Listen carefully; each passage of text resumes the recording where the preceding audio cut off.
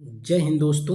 आज हम लोग उत्तर प्रदेश पुलिस भर्ती परीक्षा के लिए कुछ महत्वपूर्ण टॉपिक्स को लेकर के आए हैं जिनसे ज़्यादातर क्वेश्चन बनते हैं और बहुत ढेर सारा कन्फ्यूजन रहता है। तो दोस्तों इसी कन्फ्यूजन को हम लोग यहाँ पे क्लियर करेंगे।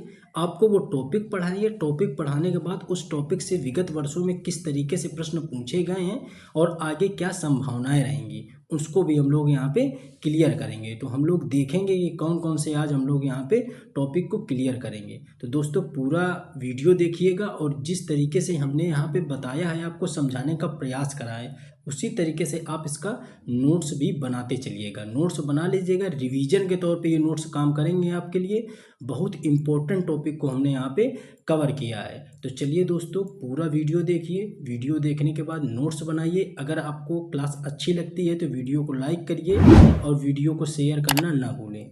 जो लोग चैनल पे नए हैं वो लोग चैनल को सब्सक्राइब जरूर कर दें, ताकि जितने भी दिन आपकी परीक्षा के बाकी हैं उन दिनों में हम आपको 2 से 4-5 वीडियो, जितना समय बचता है, अच्छे से अच्छे टॉपिक पे जहाँ से प्रश्न ज़्यादा बन सकते हैं उन सबको आपको करवा दें, ताकि आपके नंबर जीएस जीके में अच्छे आ सकें। तो चलिए देखते हैं आज हम लोग जो डिस्कस करने वाले हैं टॉपिक्स में, देख लेते हैं। उसमें से जनहित, प्रमुख अधिनियम, पुलिस व्यवस्था, शांति सुरक्षा और मानसिक अभिरुचि जैसे इन टॉपिक को आज हम लोग यहाँ पे डिस्कस करेंगे। पूरा वीडियो देखिएगा, यकीन मानो, धैर्यता से वीडियो देखिए, यकीन मानना आपको ये सारे बहुत बेहतर समझ में आएंगे। तो चलिए देखते हैं, हम लोग शुरू करते हैं आज की क्लास। तो सबसे पहले देख लेते हैं, समझते हैं जनहित। तो पहला टॉपिक है जनहित, इसी टॉपिक से हम लोग शुरू करते हैं। तो जनहित को इंग्लिश में बोलते हैं पब्लिक इंटरेस्ट। अब क्या होता है, जनहित का मतलब है लोक कल्याण और लोक कल्याण का मतलब है सार्वजनिक हित या राष्ट्रीय हित। अब यह तब होगा जब लोगों का शोषण से बचाया जाएगा। अब लोगों को शोषण से बचाने के लिए क्या होगा, 2 अधिकार दिए गए हैं। एक होते हैं मानवाधिकार, दूसरा होता है फंडामेंटल राइट यानी मौलिक अधिकार।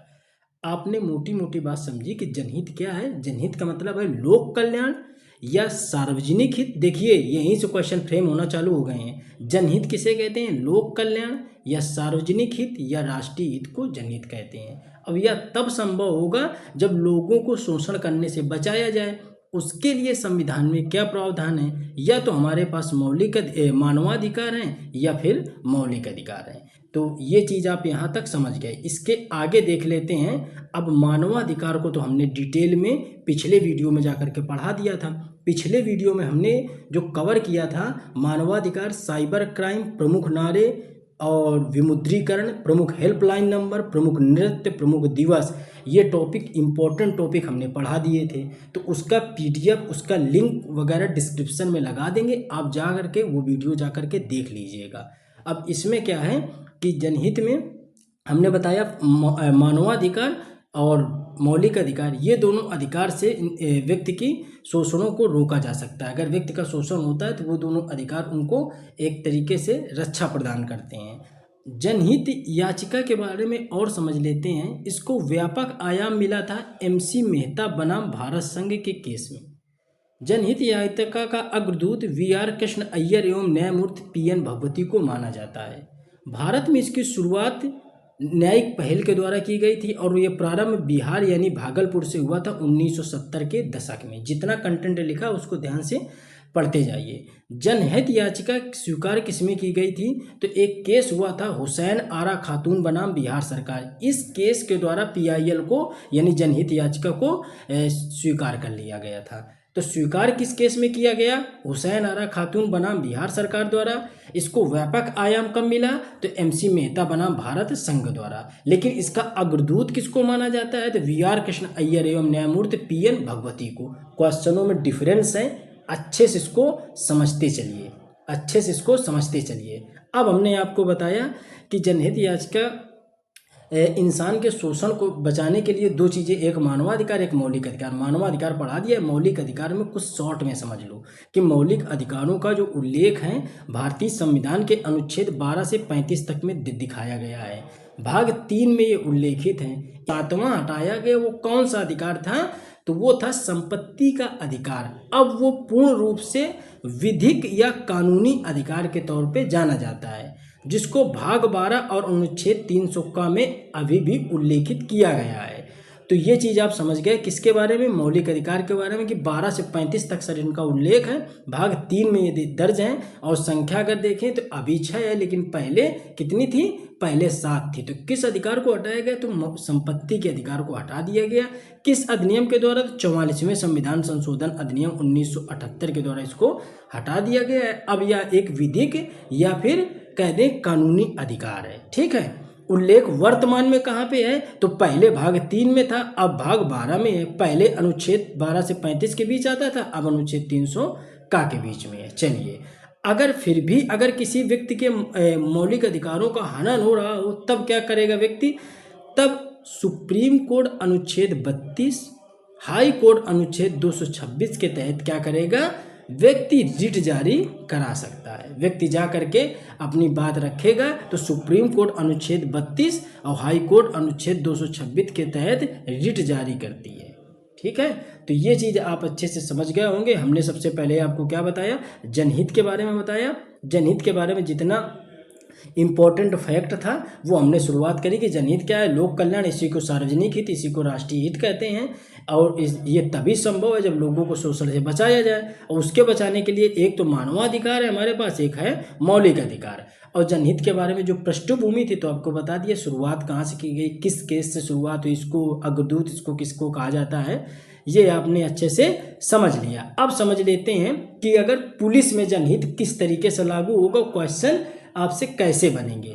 तो चलिए देखिए, सबसे पहले हम लोग देख लेते हैं कि पुलिस में जनहित किस तरीके से होता है।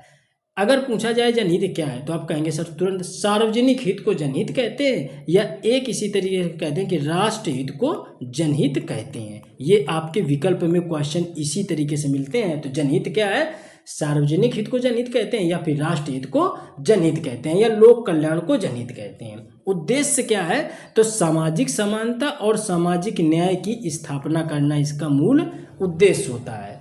इसको संपोषक कौन करता है, तो मानवाधिकार इसका संपोषक के तौर पे जाना जाता है।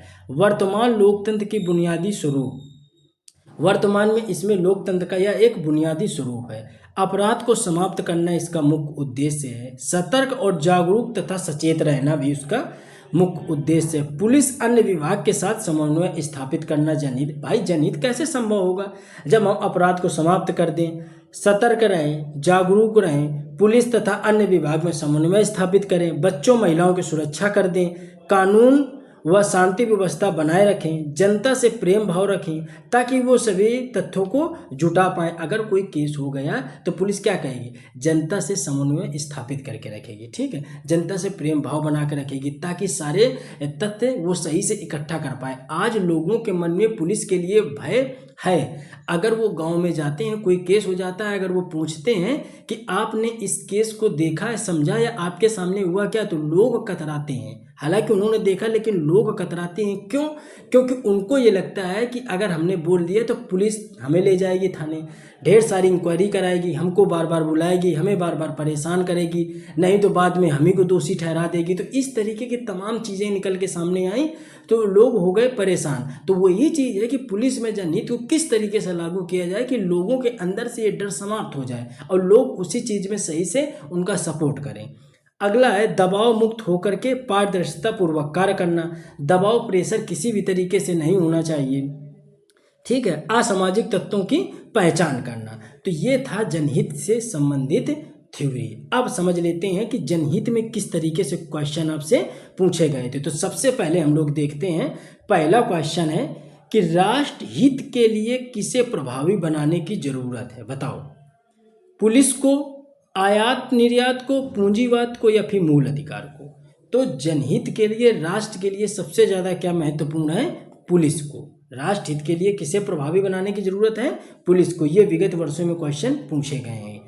जनहितवाद भारतीय संविधान में किस अनुच्छेद के अंतर्गत उच्च न्यायालय में दाखिल किया जा सकता है, यानी कि PIL को किस अनुच्छेद के तहत उच्च न्यायालय पे दाखिल किया जा सकता है। उच्च न्यायालय का मतलब हाई कोर्ट, उच्चतम न्यायालय का मतलब सुप्रीम कोर्ट, उसी को सर्वोच्च न्यायालय। तो हाई कोर्ट के लिए हमने आर्टिकल क्या बताया था, 226। और अगर सुप्रीम कोर्ट की बात होती तो अनुच्छेद कितना हो जाता, सुप्रीम कोर्ट के लिए हमने क्या बताया कि अनुच्छेद 32 के तहत भाई सुप्रीम कोर्ट करता है, तो सुप्रीम कोर्ट के लिए हो जाता है अनुच्छेद 32। लेकिन यहाँ पे बात पूछी है हाई कोर्ट की, तो ये विकल्प हमारा सही हो गया। आगे हम लोग देख लेते हैं, अब मिलान करने के लिए क्वेश्चन यहाँ से आया है। चलिए, तो जनहित क्या है, तो आप बताइए कि जनहित क्या है। तो तुरंत आपने पढ़ा कि सर सार्वजनिक हित को हम लोग जनहित कहते हैं, तो मिला दोगे सार्वजनिक हित। अब जनहित का उद्देश्य क्या है, तो हमने बताया था कि सामाजिक समानता और सामाजिक न्याय करना जनहित का उद्देश्य है। जनहित को किसका संपोषक माना जाता है, तो मानवाधिकार का संपोषक माना जाता है। वर्तमान लोकतंत्र का बुनियादी स्वरूप क्या है, जनहित है। तो ये कुछ क्वेश्चन थे। अगला है, जनहित याचिका की शुरुआत किस राज्य से हुई, तो हमने ऊपर बताया था भागलपुर से हुई थी शुरुआत, भागलपुर बिहार से, तो ये था बिहार, इसका सही जवाब है। तो दोस्तों, ये जनहित से जितना इम्पोर्टेंट, जितना आपको पढ़ने की ज़रूरत है उतना आप पढ़ो। पुलिस में जनहित किस तरीके से लागू होगा ये आपको समझना है, ठीक है। जनहित के बारे में जो कुछ इम्पोर्टेंट फैक्ट थे, आप अगर टेस्ट सीरीज लगा रहे होंगे तो आपको ये आइडिया लग रहा होगा कि जनहित से इसी तरीके से क्वेश्चन बन रहे हैं, थ्योरिटिकल ज़्यादा बन रहे हैं, ठीक है। तो उनको उसी तरीके से हमको हैंडल करना है। चलिए आगे हम लोग देखते हैं, पुलिस प्रशासन और मानसिक अभिरुचि। पुलिस प्रशासन और मानसिक अभिरुचि, इसको बिल्कुल नॉर्मल तरीके से, इतना बेहतर तरीके से आपको समझ में आएगा। आप सिर्फ पूरा वीडियो देखिए, धैर्यता से चीज़ों को समझने का प्रयास करिए। चलिए देखते हैं, सबसे पहले देखते हैं कि यदि आप पुलिस में हो, ठीक है, तब क्या स्थिति पैदा होनी चाहिए। तो देखो, अगर आप पुलिस में हो तो आपका क्या धर्म होगा, बताइए। अगर आप पुलिस में हो तो आपका क्या धर्म बनता है कि आप क्या करोगे, लोकतंत्र की रक्षा करना, सबसे पहला कदम। क्वेश्चन इसी से क्रिएट होंगे, आप पूरा समझिए इस चीज को। पुलिस धमकी नहीं देती, सामंजस्य बैठाती है और कार्रवाई करती है। पुलिस धमकाती नहीं है कि अच्छा बेटा जवाब नहीं दोगे तुम, अच्छा रुको, मारो 50 लठ इसके, 50 पटे मारो। इस तरीके से पुलिस को अधिकार नहीं है, तो पुलिस किसी को धमका नहीं सकती है। आपका कर्तव्य कानून के दायरे में रह करके कार्य करना है। आप अपने आप को सोच के चलो कि हम पुलिस हैं तो हमारे क्या कर्तव्य होंगे, वही चीज़ यहाँ पे समझाई गई है। इसको अगर किसी ने समझ लिया, दिमाग में सेट कर लिया, तो समझो अभिरुचि के जितने भी, मानसिक अभिरुचि के जितने भी क्वेश्चन है वो आराम से हल कर लेगा। इन चीज़ों को समझ लो। अनुशासन को बनाए रखेगा, कानून का पालन कठोरता पूर्वक से करेगा, ठीक है, कानून का पालन कठोरता पूर्वक से करेगा। अब बताओ कि कानून का पालन करने के लिए क्या कठोरता का होना जरूरी है, नहीं। क्यों, क्योंकि संविधान हमारा कैसा है, लचीला है। संविधान में स्पष्ट बात लिखी गई है, भारतीय संविधान लचीला संविधान है। तो वो क्या करेगा, कानून का पालन कठोरता से नहीं करेगा, आपको प्रेशराइज्ड नहीं करेगा, यहाँ पे कठोरता से पालन वो नहीं करेगा। आप पुलिस में हो तो आप कोई नेता नहीं हो, आप सम्मेलन नहीं कर सकते हो। तो बात समझ में आई। आप संविधान को लचीलेपन से लागू करेंगे, पोलाइटली होकर के केस को हैंडल करेंगे। आप हिटलर तानाशाही के रूप में संविधान पे रह करके, उस पद पे रह करके संविधान को गरिमा का उल्लंघन नहीं कर सकते। आप हिटलर शाही, तानाशाही नहीं दिखा सकते। यही बात कहता है कि कानून का पालन कठोरता से करना, ये बात नहीं होनी चाहिए। आप नेता नहीं हो, आप एक सेवक हो, तो आप उस भाव से काम करोगे, आप सम्मेलन नहीं करोगे, ठीक है। कानून व्यवस्था सुरक्षा के लिए इसलिए लचीला और संवेदनशील है। ये बात वहीं पे स्पष्टीकरण इसी का है, ये चीज आपके समझ में आ गई होगी। चलिए अब आगे देखते हैं कि यदि आपका ट्रांसफर हो जाए तब आप क्या करेंगे। आप अभी पुलिस में, अपने आप को पुलिस में रख करके सोचिए कि आप पुलिस में हो, फिर आपका ट्रांसफर होता है तो आप क्या करोगे। क्या आप ट्रांसफर को मना कर दोगे, ऐसी गलती मत करना, आप ट्रांसफर को मना नहीं कर सकते हैं। 1 मिनट रुकिएगा, 1 सेकेंड। चलिए अब आगे देख लेते हैं, यदि आप पुलिस में हो और आपका ट्रांसफ़र हो तो आप क्या करेंगे, ट्रांसफ़र के लिए मना कर देंगे, तो मना नहीं करना है। आप यूपी के कानपुर में हो, आपका ट्रांसफ़र सोनभद्र, मिर्ज़ापुर, चंदौली, बस्ती कहीं कर दिया जाए, आपको वो स्वीकार करना है और आपको वहीं पे जाना है, भले ही वहाँ पे कितनी भी दिक्कतों का सामना करना पड़े, ठीक है। और जहाँ पे जाएंगे वहाँ पे समन्वय स्थापित करेंगे, हम परिवार को अपनाएंगे, यानी वहाँ की जनता को, वहाँ के लोगों को अपनाएंगे। लेकिन एक बात याद रखना, हमेशा पहले राष्ट्र हित, उसके बाद परिवार हित की थ्योरी लागू होती है कहाँ पे, जहाँ पे आप सरकारी सेवक हो जाते हैं। तो पहले क्या, पहले राष्ट्र हित, इसके बाद परिवार हित। अब देखो ये बात आप समझ गए कि आपका ट्रांसफर की बात। अब महिलाओं के मामले में समझ लो कि अगर महिला का केस आपके सामने आता है तब तो चाहे जांच करना हो, शिकायत करना हो, यौन शोषण का मामला हो, चाहे किसी भी विभाग का मामला हो, ठीक है, तो आप क्या करेंगे, इन सभी मामलों में ये सभी संवेदनशील मामले होते हैं, ठीक है, चाहे वो बलात्कार का मामला हो, तो ये सारे संवेदनशील मामले होते हैं। तो ऐसे में आप क्या करेंगे, आंतरिक जांच करेंगे, आंतरिक जांच के लिए एक समिति का गठन भी करेंगे। अब जैसे बलात्कार का मामला आ गया, इससे क्वेश्चन खूब पूछे जाते हैं, तो इसको समझो। जैसे बलात्कार का मामला है, ऐसे में भी एक ये संवेदनशील मामला है, तो आप क्या करेंगे, गुप्त तरीके से जांच करेंगे और आंतरिक जांच समिति बनाएंगे, तथा आप जिस लड़की का बलात्कार हुआ है उसके घर वालों से आप संपर्क करके सबसे पहले जो भी अडल्ट या फिर कुछ ऐसी चीज़ें या फिर कुछ ऐसे वीडियोज़ हैं जो समाज में दिखाने लायक नहीं है, उनको तुरंत डिलीट करने, हटाने के लिए कहेंगे। इसके अलावा आप उसका नाम, पता, फोटो, पहचान गुप्त रखेंगे, आप सार्वजनिक नहीं कर सकते हैं, ठीक है। सोशल मीडिया से हटाने के लिए उनके माता पिता को बोलेंगे। कभी आपने नोटिस किया हो किसी भी तरीके से अगर सरकार रेड डालती है कुछ, या फिर कि इस तरीके के केस अगर देखे होंगे आपने कि बलात्कार संबंधी केस होते हैं, तो थाने में भी क्या करते हैं, उनको मास्क पहना देते हैं, रुपट्टा या किसी चीज़ से चेहरा लड़की का ढक दिया जाता है कि समाज में इसका गलत असर ना पड़े, उसको समाज में उसी हिसाब से उसको जीवन जीने का अधिकार प्राप्त हो जैसे पहले था। तो इन चीज़ों का भी ध्यान रखना है। अब आगे देख लेते हैं कि अगर जांच करते समय अगर आपको रिश्वत की बात आ जाए, जैसे जांच कर रहे हैं आप, तो रिश्वत आप नहीं लेंगे, ठीक है। जान से मारने की धमकी भी आ जाए तो आप क्या करेंगे, अपने सीनियर को बताएंगे, आप साक्ष्य एकत्रित करेंगे, आप पारदर्शिता पूर्वक जांच करेंगे, पहले राष्ट्र हित इसके बाद परिवार हित को आप अपनाएंगे।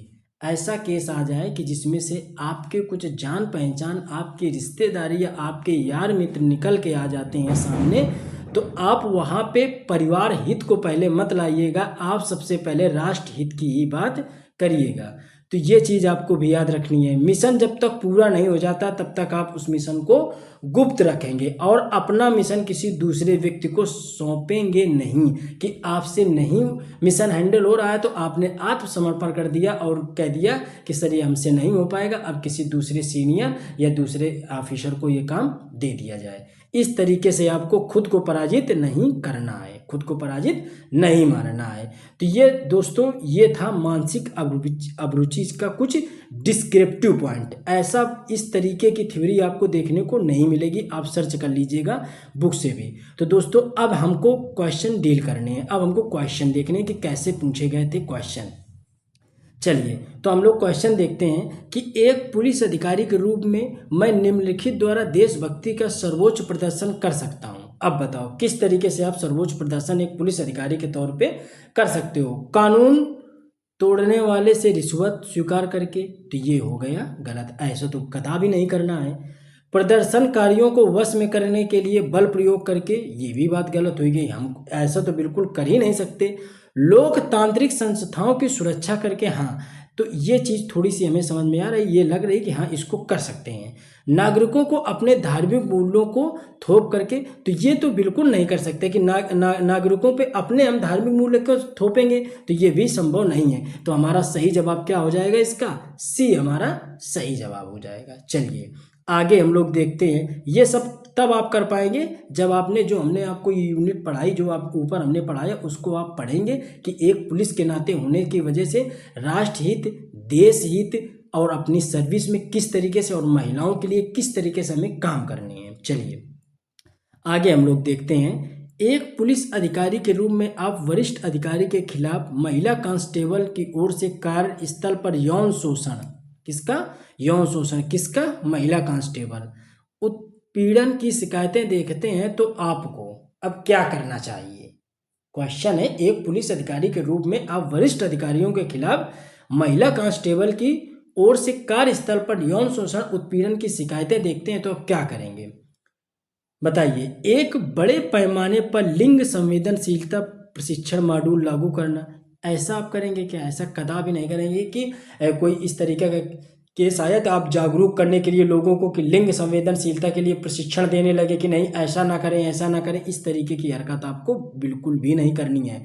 कमांड भूमिकाओं से अलिप्त कार्मिकों के स्थानांतरण पर लागू करेंगे तो ये भी आप नहीं लागू करेंगे।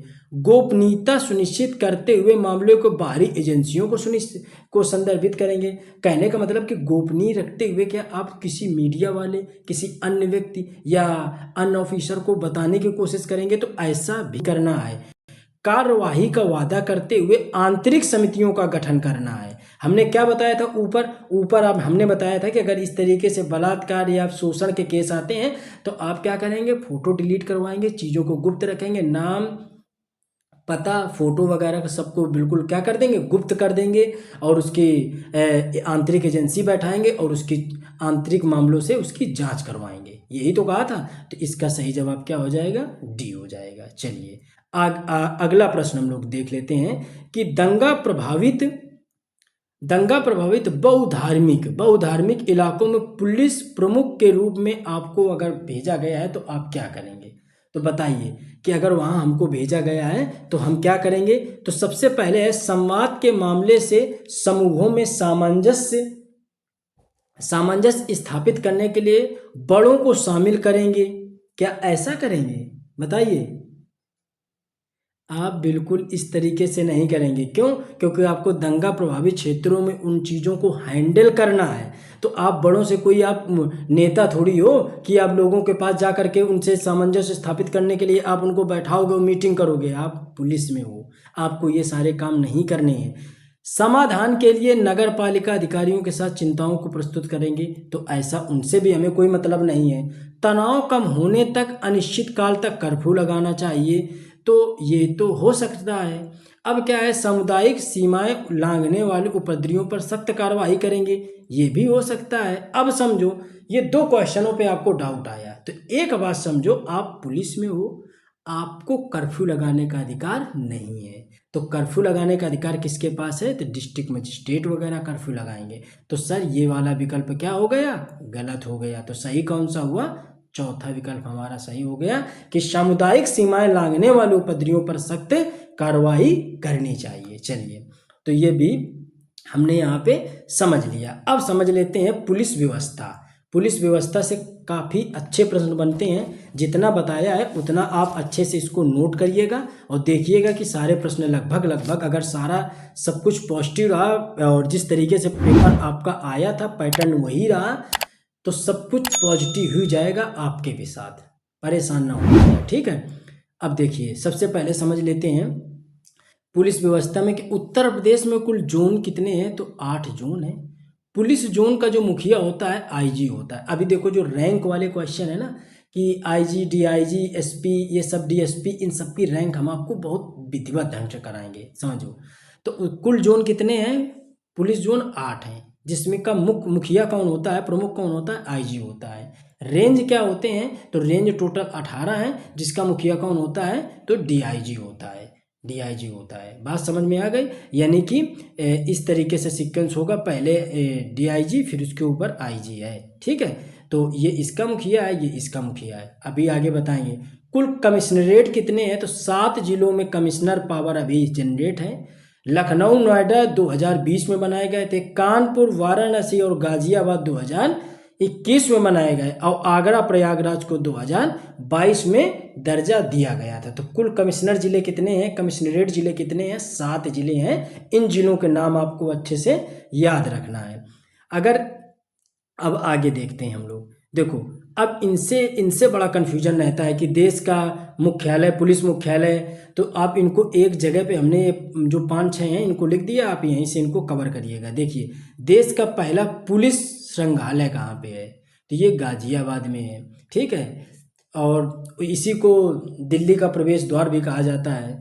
उत्तर प्रदेश का पुलिस मुख्यालय वर्तमान में लखनऊ में है। सरदार वल्लभ भाई पटेल राष्ट्रीय पुलिस अकादमी के नाम से अगर बोले या फिर राष्ट्रीय पुलिस अकादमी बोले तो आप बताएंगे सर ये हैदराबाद में है। केंद्रीय पुलिस प्रशिक्षण अकादमी कहाँ पे है? भोपाल में है। डॉक्टर भीमराव अंबेडकर पुलिस अकादमी कहाँ पे है? तो मुरादाबाद में है। डॉक्टर भीमराव अंबेडकर पुलिस अकादमी कहाँ पे है? मुरादाबाद में है। ये जितनी अकादमी बता रहे हैं इनको याद रखिएगा। बाल कारागार लखनऊ में है, महिला कारागार लखनऊ में है। तो लखनऊ में वर्तमान में पुलिस का हेडक्वार्टर भी है और बाल कारागार और महिला कारागार भी लखनऊ में है इस समय अगर बात करी जाए तो केंद्रीय गुप्तचर प्रशिक्षण इकाइयां कितनी हैं? तो टोटल 5 इकाइयां पूरे भारत में हैं, जिसमें से एक इकाई यूपी में स्थित है जिसका नाम है गाजियाबाद में। तो ये याद रखिएगा। जयपुर, कलकत्ता, हैदराबाद और चंडीगढ़ के अलावा गाजियाबाद एक इकाई स्थित है। कौन सी? गुप्तचर प्रशिक्षण की इकाई। चलिए अब देख लेते हैं पुलिस अधिनियम कब नियमित किया गया। तो ये कब किया गया? 1861 में। ग्राम पुलिस का जनक किसे कहते हैं? तो वारेन हेस्टिंग को 1781 में। शब्दावली समझिएगा, हमने कहा है ग्राम पुलिस का जनक। हमने ये नहीं कहा कि पुलिस व्यवस्था का जनक या पुलिस का जनक। इसमें ग्राम शब्द लगा है और इसमें पुलिस शब्द लगा है। ग्राम के पहले पुलिस शब्द लगा है किसमें?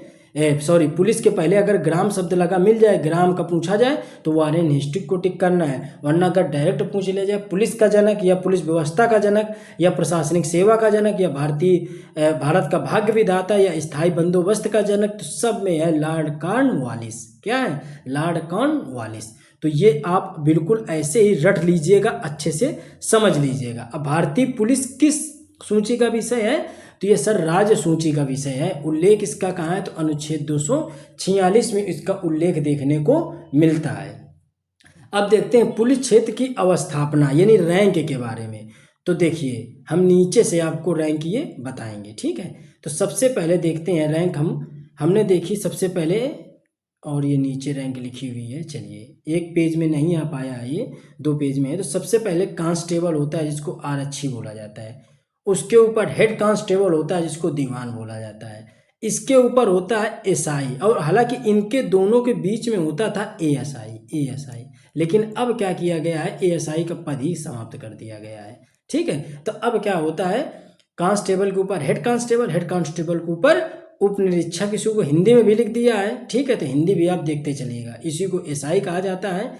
चौकी का प्रभारी होता है और इसको भार साधक कहा जाता है, ठीक है। भार साधक कहा जाता है किसको?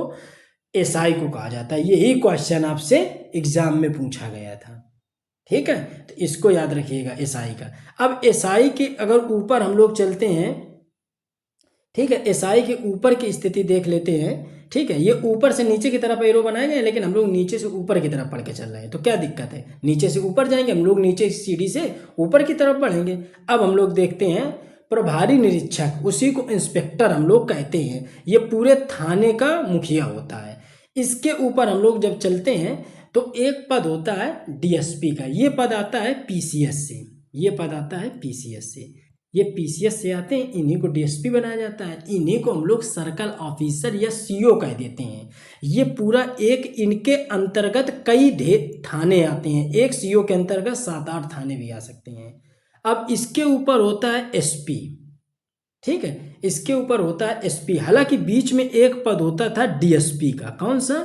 डीएसपी का। ये बीच में ये पद है, सॉरी ये पद है डीएसपी का, ठीक है। हाँ, अब इसके ऊपर एक पद कौन सा है? एसपी है। एसपी क्या करता है? एसपी को आपको अच्छे से समझना है क्योंकि इससे क्वेश्चन बनते हैं। ये जिले का पूरा प्रमुख होता है, ठीक है। पुलिस बल में पदोन्नति करेगा, सशस्त्र बलों प्रधान कांस्टेबलों की नियुक्ति करेगा। कौन करेगा? एसपी करेगा। इसके ऊपर होता है एसएसपी। एसएसपी के ऊपर होता है डीआईजी। अभी हमने बताया, अब ये हिंदी से हमने लिख रखा है। पेपर बाइलिंगुअल आता है तो हिंदी इंग्लिश दोनों आप समझते जाइएगा, ठीक है। अगर हिंदी आपको कठिन लगे तो पेपर पलट के देख लीजिएगा, इंग्लिश से भी लिखा होता है। तो ये उप महानिदेशक को डिप्टी इंस्पेक्टर जनरल कहते हैं, डीआईजी। ये रेंज का प्रमुख होता है। रेंज की संख्या कितनी बताई? 18। इसके ऊपर होता है महानिदेशक। महानिदेशक को हम लोग क्या कहते हैं? पुलिस सॉरी, यहाँ पे ये महानिदेशक नहीं होना चाहिए, यहाँ पे ये मिस्टेक है, यहाँ पे ये महानिदेशक का पद नहीं होना चाहिए, ये महानिरीक्षक होना चाहिए। क्या होना चाहिए? महानिरीक्षक। ये गलत लिखा है यहाँ पे, इसको सही कर लीजिएगा। पुलिस महानिरीक्षक, टाइपिंग एरर है ये। तो ये पुलिस महानिरीक्षक होता है, इसको हम लोग आईजी बोलते हैं। और ये क्या होता है? जोन का प्रमुख होता है। किसका? जोन का प्रमुख। जोन कितने हैं? 8 हैं। पुलिस महानिदेशक इसके ऊपर होता है, जिसको कहते हैं डीजीपी। ठीक है, ये उत्तर प्रदेश में पुलिस का सर्वोच्च अधिकारी होता है। कहने का मतलब, अगर ये आपका जिला है तो यहाँ पे सर्वोच्च अधिकारी बैठा है, जिसको हम लोग कह रहे हैं डीजीपी। और डीजीपी के नीचे फिर हो गए आईजी, आईजी के नीचे हो गए डीआईजी, उसके नीचे हो गए एसएसपी, फिर एसपी, फिर इस तरीके से आपका ये सर्कल चलता रहेगा। तो ये बात आप अच्छे से समझ गए होंगे। लेकिन जिले में जो सबसे बड़ा होता है वो कौन होता है? एसपी होता है। एसएसपी कहाँ पे होता है? एसएसपी महानगरों वगैरह में नियुक्त करा जाता है। 1 मिनट आपको समझा देते हैं, ऐसे समझ लो आप। अब जैसे मान लो ये कोई जिला है, 2 मिनट आप बात समझ लो। ये कोई जिला है, मान लो इसका जिला, ये कानपुर जिला है, ठीक है। अब इस जिले का जो सबसे मुखिया होगा, जो सबसे बड़ा मुखिया होगा, वो कौन होता है? डीएम होता है, डिस्ट्रिक्ट मजिस्ट्रेट। और डिस्ट्रिक्ट कलेक्टर कौन होता है? अच्छा, दोनों में फ़र्क भी है। एक होता है डिस्ट्रिक्ट कलेक्ट्रेट, एक होता है डिस्ट्रिक्ट मजिस्ट्रेट। तो डिस्ट्रिक्ट कलेक्ट्रेट क्या काम करता है? जितना राजस्व का कलेक्शन है, राजस्व का कलेक्शन कौन करता है? डिस्ट्रिक्ट कलेक्ट्रेट करता है। तो इस बात को याद रखिएगा, क्वेश्चन यहाँ से भी पूछा जाता है। तो राजस्व का कलेक्शन कौन करता है? District collectorate. और डिस्ट्रिक्ट मजिस्ट्रेट न्यायिक मामलों का मुखिया होता है, न्यायिक मामले देखता है, जिसको हम लोग आईएएस कह देते हैं, डीएम कह देते हैं, ठीक है। तो ये आईएएस अधिकारी होता है, ये जिले के सबसे ऊपर होता है, सबसे बड़ा अधिकारी यही है।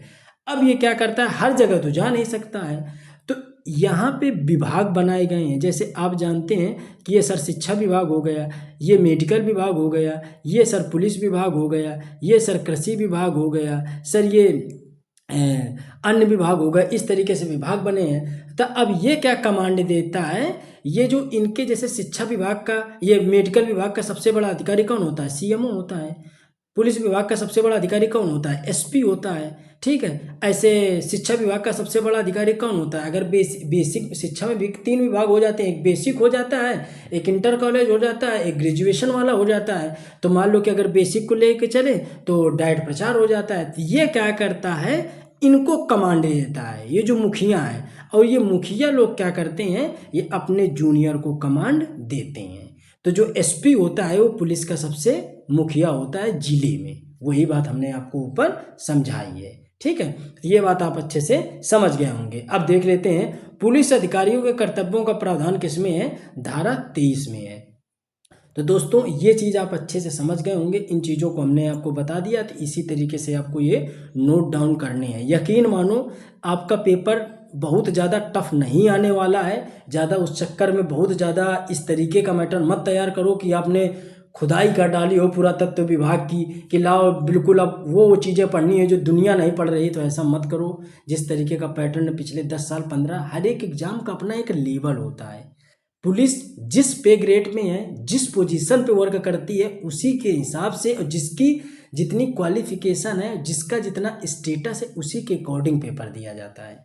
तो समझ रहे हो? तो उसी के हिसाब से पुलिस का पेपर आएगा। आप यूपीएससी आईएएस का पेपर नहीं दे रहे हो। आप इतनी बात अच्छे से समझ लो। तो सबकी अपनी एक क्षमता है और सबका अपना एक क्राइटेरिया, उसी के अकॉर्डिंग पेपर आता है। चलिए अब हम लोग आगे देख लेते हैं। अगर बात कर ली जाए, अगर इसी में आपसे ये पूछ लिया जाए कि केंद्रीय गुप्तचर प्रशिक्षण स्कूल कहाँ पर स्थित है, तो ये कुछ ऑब्जेक्टिव भी हमने करवाए हैं। जो हमने थ्योरी बताया है उसी का ये ऑब्जेक्टिव है। तो बताइए केंद्रीय गुप्तचर प्रशिक्षण स्कूल कहाँ पर है? तो ऑप्शन है दिल्ली, चेन्नई, कलकत्ता और मुंबई। तो इसका सही जवाब क्या हो जाएगा? कलकत्ता। क्या हो जाएगा? कलकत्ता। आगे देख लेते हैं उत्तर प्रदेश में कुल कितने गुप्तचर संस्थान हैं। तो अभी हमने ऊपर बताया कि कुल 5 गुप्तचर संस्थान हैं। और कहाँ पे वो 5 गुप्तचर संस्थान स्थित हैं? तो हमने बताया कि यूपी में 1 है गाजियाबाद, इसके अलावा 4 जयपुर, कलकत्ता, हैदराबाद और चंडीगढ़ में स्थित हैं। ये बात आपने ऊपर थ्योरी में पढ़ी। अब आगे देख लेते हैं। देखो अब ये रैंकिंग आ गई, ये क्वेश्चन पूछा भी गया था। अब ये रैंक वाला क्वेश्चन आ गया कि इस रैंक को आपको सेट करना है। तो हमने बताया था, हमने कहाँ से चालू किया था? कांस्टेबल से। इसके ऊपर हेड कांस्टेबल। इसने क्या किया, कांस्टेबल हटा दिया, सीधे हेड कांस्टेबल से चालू कर दिया। चलो देखते हैं। देखो, हेड कांस्टेबल, इंस्पेक्टर, पुलिस महानिदेशक, सहायक और उप महानिदेशक, तो ये तो इन्होंने गलती कर दी, समझ गए। यहाँ पे पुलिस उप महानिदेशक वाला ये जो पद है, यहाँ पे यही गलत लिख दिया, ठीक है, तो ये गलत हो गया। हेड कांस्टेबल ये सही है, इंस्पेक्टर ये भी सही है, पुलिस उप महानिरीक्षक ये भी सही है, और पुलिस उप महानिरीक्षक ये भी सही है। तो कहने का मतलब बी ऑप्शन हमारा सही मिल गया। इसके आगे भी आप चेक कर लोगे तो ये सब गलत लिखे हुए हैं, ठीक है। तो ये चीज़ आप अच्छे से समझ गए। ऊपर वाले जो हमने रैंकिंग दी है उसको एक दो बार आप देखोगे तो आप आसानी से इसको हल कर लोगे। चलिए अब हम लोग देख लेते हैं शांति सुरक्षा। इससे क्वेश्चन आता है, लोगों को ये समझ नहीं आता कि वास्तव में ये चीज़ें कैसे करनी है। तो देखो, शांति सुरक्षा बनाने के लिए क्या है, दो तरीके अपनाए गए हैं। एक है इंटरनल हम लोग सिक्योरिटी समझेंगे, एक है बाह्य सिक्योरिटी समझेंगे, एक्सटर्नल सिक्योरिटी को समझेंगे। इंटरनल सिक्योरिटी के अंतर्गत हमने कुछ अपनी सेनाएं रखी हैं और कुछ एक्सटर्नल सिक्योरिटी के लिए हमने कुछ सेनाएं रखी हैं। बाह्य सुरक्षा रक्षा मंत्रालय के अधीन काम करती है और आंतरिक सुरक्षा गृह मंत्रालय के अधीन काम करती है। तो अब देखो, इसमें पुलिस विभाग किसके अधीन है, गृह मंत्रालय के। किसके अधीन है, गृह मंत्रालय के अधीन है। कौन, राज्य पुलिस। यही क्वेश्चन आ जाता है और इसी में लोग गलत कर देते हैं, तो इसको अच्छे से समझना है। सबसे पहले देख लेते हैं हम लोग बाह्य सुरक्षा। तो जब हम लोग बाह्य सुरक्षा देखते हैं तो तुरंत देखते हैं कि ये रक्षा मंत्रालय के अधीन है। इसमें सिर्फ 3 सेना है, जल सेना, थल सेना और वायु सेना है। और गृह मंत्रालय की होम मिनिस्ट्री के अंतर्गत कौन कौन से हैं, तो टोटल अर्धसैनिक बल। अर्धसैनिक बल में जैसे BSF, SSB, CISF, CRPF, NSG, SPG, commando वगैरह सब किस में आते हैं, अर्धसैनिक बल में। राज्य पुलिस भी किसके अंतर्गत है, गृह मंत्रालय के। कानून प्रवर्तन एजेंसियों में से जैसे एनसीआरबी, सीबीआई, ठीक है, सीबीआई और आईबी और सीएपीएफ। सीबीआई की स्थापना 1963 में हुई थी और आईबी की स्थापना 1968 में हुई थी।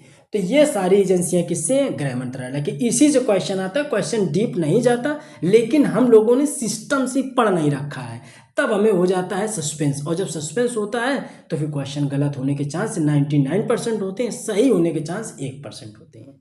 चलो अब आगे देख लेते हैं। अपराध का रिकॉर्ड रखने वाली जो भी संस्थाएं हैं उनसे क्वेश्चन आता है। तो अपराध का रिकॉर्ड एनसीआरबी रखती है केंद्र में, एससीआरबी रखती है राज्य में, और डीसीआरबी रखती है जिले में। तो ये क्वेश्चन पूछा गया था, आप पेपर उठा के देखिएगा पिछला, तो आपको आइडिया लग जाएगा ये क्वेश्चन आया था, ठीक है। तो जिले में डिस्ट्रिक्ट और राज्य में स्टेट और केंद्र में नेशनल, ठीक है। तो इस तरीके से आप इसको समझ लीजिएगा। संथानम समिति 1962 की सिफारिश पर गठित क्या हुआ था, सीवीसी यानी केंद्रीय सतर्कता आयोग, और सीबीआई यानी केंद्रीय जांच ब्यूरो आयोग। केंद्रीय सतर्कता आयोग की स्थापना 1964 और जांच ब्यूरो आयोग की स्थापना 1963 में हुई थी। चलिए अब आगे देख लेते हैं। ये क्वेश्चन हमने लिखा भी है, प्रत्येक जिले में अपराध का रिकॉर्ड कौन रखता है, बताओ। डीसीआरबी, हमने ऊपर अभी ये कराया, तो कौन रखता है, डीसीआरबी। चलिए आगे हम लोग देखते हैं। अब यहाँ पे हमने कुछ अधिनियम लिख दिए हैं। अब आपको ये अधिनियम पढ़ने हैं। जैसे अधिनियम से भी क्वेश्चन आता है। अब कह दो कैसे क्वेश्चन आता है, तो आपने देखा होगा वो अधिनियम हो सकते हैं किससे रिलेटेड, पर्यावरण से रिलेटेड। तो आप कहोगे ये पर्यावरण से आया था, पुलिस से आया ही नहीं था।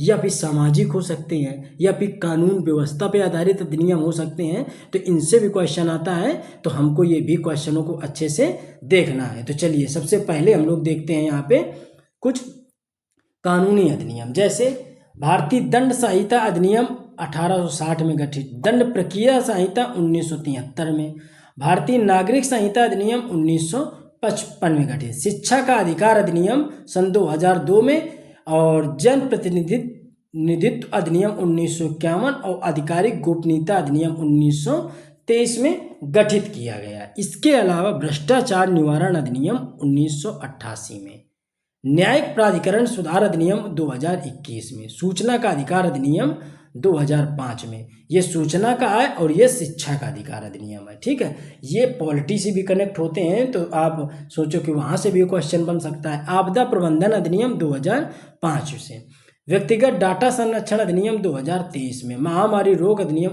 1897। यकीन मानो आप पेपर मॉडल पेपर हल करते होगे, आपको आइडिया होगा एक क्वेश्चन अधिनियम का जरूर पूछा जाता है। आपके 5 दिन पेपर चलेंगे, 10 शिफ्ट होंगे, ये मान के चलो कम से कम 10 से 12 अधिनियम आने ही आने हैं। और उन 10 से 12 अधिनियमों से एक शिफ्ट में अगर एक ही आया तो 10 अधिनियम तो हो गए ना। एक शिफ्ट में अगर एक आया तो 10 शिफ्ट हो गई तो 10 अधिनियम तो हो गए। तो आपको रटना ही रटना है। अगर एग्जाम में अगर किसी शिफ्ट में भ्रष्टाचार निवारण अधिनियम दे दिया है तो अगले शिफ्ट में बदल के देगा ना। वो हो सकता है रिपीट कर जाए, लेकिन सभी में रिपीट करेगा ये तो जरूरी नहीं है।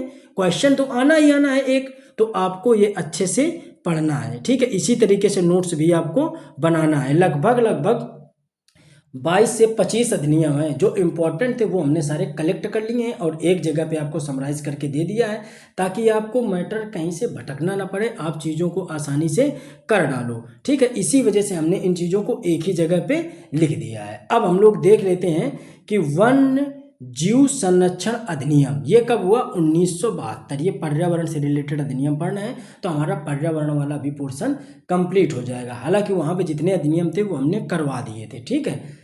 और वन संरक्षण अधिनियम 1980, जैव विविधता अधिनियम 2002, पर्यावरण संरक्षण अधिनियम 1986, भारतीय वन अधिनियम 1927, उपभोक्ता संरक्षण अधिनियम की स्थापना 1908 में, ऊर्जा संरक्षण अधिनियम 2002 में, वायु प्रदूषण एक्ट 1981 में, जल प्रदूषण एक्ट 1974 में। तो दोस्तों एक बात और याद रखिएगा, जितने और भी इम्पोर्टेंट टॉपिक हैं अगर वो आपके सस्पेंस से क्लियर नहीं हुआ है तो कमेंट करके बताइएगा, उन टॉपिक पे हम वीडियो बना देंगे। मेरा उद्देश्य ज़्यादा व्यू के लिए नहीं है, मेरा उद्देश्य है कि आपको ज़्यादा से ज़्यादा मेरे चैनल से लाभ हो सके, आप जिस टारगेट पे लगे हुए हो वो गोल आपका क्लियर हो सके। तो अगर आप सही से पढ़ाई कर रहे हो तो चीज़ों को सिस्टम से पढ़ना बहुत ज़्यादा ज़रूरी है। आप उछल के ऑब्जेक्टिव इस तरीके से मत हल करो, पहले आप उसका डिस्क्रिप्टिव पढ़ लो फिर आप उसका ऑब्जेक्टिव पढ़ो, तो आप अच्छे से क्वेश्चन को भी समझ पाओगे और आप आराम से हैंडल कर लोगे। चलिए आगे देख लेते हैं। और जनगणना से एक क्वेश्चन आता है, तो जनगणना का संपूर्ण जनगणना का वीडियो बना हुआ है, हम लिंक भी लगा देंगे, तो आप जाकर के वो वीडियो देख के नोट्स बना लेना। चलिए, क्योंकि समय बहुत कम है तो उन समय का सही इस्तेमाल करना है। धन शोधन निवारण अधिनियम 2002, सरफेसी अधिनियम 2002, प्रतिस्पर्धा अधिनियम 2002, भारतीय कंपनी अधिनियम 1956 में और पोक्सो एक्ट 2012 में। पूछ लेता है क्या फुल फॉर्म, ठीक है। तो पॉक्सो एक्ट का अगर फुल फॉर्म पूछता है तो उसको आप याद रखना कि protection of children from sexual offence, तो ये इसका इंग्लिश में है बाल यौन अपराध संरक्षण अधिनियम, ये इसका हिंदी में है। तो ये तो बहुत ही ज़्यादा इम्पोर्टेंट है, तो इसको आपको बिल्कुल अच्छे से रट ही लेना है, ठीक है। या तो इसका अधिनियम पूछ लेगा, या तो इसका फुल फॉर्म पूछ लेगा, या फिर इसका क्या पूछ लेगा, हिंदी में पूछ लेगा। तो बिल्कुल इसको आंख बंद करके रट लेना है, इसको रट लेना है, टाटा को रट लेना है, ठीक है। आपसा और यूएपीए इनके सन रट लेने हैं, ठीक है। बाल विवाह निरोध अधिनियम 1929, हिंदू विधवा पुनर्विवाह अधिनियम 1856। अब ये पूछा अधिनियम से जाता है लेकिन आपको यहाँ से ही पूछा जाएगा, लेकिन आपको लगेगा हिस्ट्री से पूछ लिया गया। तो भाई ये सारे क्या हैं, इंपॉर्टेंट हैं, सब आपको बिल्कुल रटने हैं। जितने अधिनियम चाहे वो हिस्ट्री से रिलेटेड हो, पर्यावरण से रिलेटेड हो, या खाद्य सामग्री से रिलेटेड हो, या सामाजिक अधिनियम हो, या कानूनी अधिनियम हो, ठीक है, उन सब को हमने यहाँ पे सम्मिलित किया है। आपको इसके अलावा कहीं से पढ़ने की ज़रूरत नहीं है। चलिए आगे देखते हैं। आप नहीं तो आप जब टेस्ट लगाएंगे तो आपको आइडिया लग जाएगा कि ये क्वेश्चन तो हमने पढ़ रखा है, ये तो यहाँ पे बताया गया था सर के द्वारा, तो आप अच्छे से इसको देख लीजिएगा। विस्फोटक अधिनियम 1908 में, राष्ट्रीय सुरक्षा अधिनियम यानी NSA, national security adviser act 1980, national security act 1980, Tata का एक्ट 1985, इसका भी हमने लिख दिया, इसको भी पढ़ लीजिएगा। आपसा 1958, यूएपीए 1967, घरेलू हिंसा से महिला संरक्षण अधिनियम 2006 में बनाया गया। तो ये कुछ अधिनियम थे। अब इनके कुछ ऑब्जेक्टिव क्वेश्चन देख लेते हैं जो पिछले साल में पूछे गए थे। जैसे पहला क्वेश्चन आपसे पूछ ले, पर्यावरण संरक्षण अधिनियम बताइए कब बना। ऑप्शन है 1986, 80, 2002, 1927। तो आप तुरंत लगाएंगे सर 1986 में पर्यावरण संरक्षण अधिनियम बनाया गया था। सूचना का अधिकार अधिनियम कब पारित हुआ, तो अभी हमने ऊपर पढ़ा कि सूचना का अधिकार अधिनियम 2005। तो इसका सही विकल्प है 2005। क्या है 2005। अब देख लेते हैं विस्फोटक अधिनियम कब बना, तो विस्फोटक अधिनियम बताइए। विकल्प है 2005, 1917, 1980 और 1908। तो विस्फोटक अधिनियम कब बना, 1908 में। तो दोस्तों ये कुछ इम्पोर्टेंट टॉपिक थे। अगर आप इनको जिस तरीके से हमने कराया है इसी तरीके से आप करेंगे तो यकीन मानो सारे लगभग क्वेश्चन आपके समझ में होंगे। और जब चीज़ें समझ में होती हैं तो आप करने के उसमें मतलब क्वेश्चन में टिक लगाने के 99% चांस बनते हैं। लेकिन जब कन्फ्यूजन होता है तो 99% क्वेश्चन के गलत होने के चांस बनते हैं। तो जिस तरीके से हमने कराया है इसी तरीके से आप इसको नोट करिएगा, और नोट करने के बाद आप इसको कम से कम एग्जाम से पहले 1-2 बार रिवीजन जरूर करिए। इस बार हमने ये कुछ टॉपिक्स पढ़ाए थे आपको। अब क्या करेंगे, आप हमें कमेंट करके बता दीजिए कि सर अगले टॉपिक हमें ये आप पढ़ा दीजिए, तो हम उन टॉपिक पे वीडियो बना देंगे। वरना अगला जो टॉपिक हमारा वीडियो, अगर आप कमेंट के अकॉर्डिंग नहीं चलेंगे तो जो अगला वीडियो होगा वो पूरा उत्तर प्रदेश जीके जीएस, जितना इम्पोर्टेंट है उत्तर प्रदेश का जीके जीएस, वो सब करवा देंगे एक वीडियो में। अगर दोस्तों वीडियो पसंद आ रहा है तो वीडियो को लाइक करिए और शेयर जरूर करिए। जो लोग चैनल पे नए हैं वो लोग चैनल को सब्सक्राइब करें ताकि जो आगे वाला वीडियो डाले उसका नोटिफिकेशन आपको मिल जाए। दोस्तों मिलते हैं अपने अगले वीडियो में, तब तक जय हिंद जय भारत।